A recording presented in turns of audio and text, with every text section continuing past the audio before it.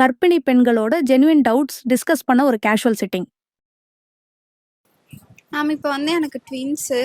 ஒரு குழந்த மூமெண்ட் இருக்கும்போது இன்னொரு குழந்த மூமெண்ட் ஆக மாட்டேது, இன்னொரு குழந்த மூமெண்ட் இருக்கும்போது இன்னொரு குழந்த மூமெண்ட் ஆக மாட்டேது. அது ஏதாவது ப்ராப்ளம் இருக்கா? ட்வின்ஸில் ஆக்சுவலி உங்களுக்கு இடம் வந்து கர்ப்பப்பையில் லிமிட்டட் ஸ்பேஸ் தான். ஸோ உங்களுக்கு ஒரு பேபி மூமெண்ட் ஆகும்போது இன்னொரு பேபி மேபி ஸ்டாட்டிக்காக இருக்கலாம்.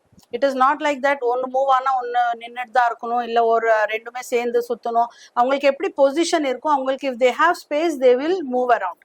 அப்படியெல்லாம் கிடையாது, ஒன்று மூவ் ஆகும் ஒன்று நிற்கும், அப்புறம் ஒரு மூவ் ஆகும் நிற்கும். That is not the case. அப்படி எப்பயுமே வந்து அவங்க வந்து அட்ஜஸ்ட் பண்ணிட்டு மூவ்மெண்ட் இருக்கும். பட் உங்களுக்கு என்னன்னா எனி டைம் மூவ்மெண்ட் தெரியும். பிகாஸ் நார்மல் சிங்கிள்டன் ப்ரெக்னென்சியில் வந்து ஒரு நாளைக்கு 10 to 15 டைம்ஸ் தெரிஞ்சா போகிறோம். உங்களுக்கு அதுக்கு மோர் தென் தட், பிகாஸ் இது நிற்கும் போது இது மூவ் ஆகும். So any time you will be feeling the movement.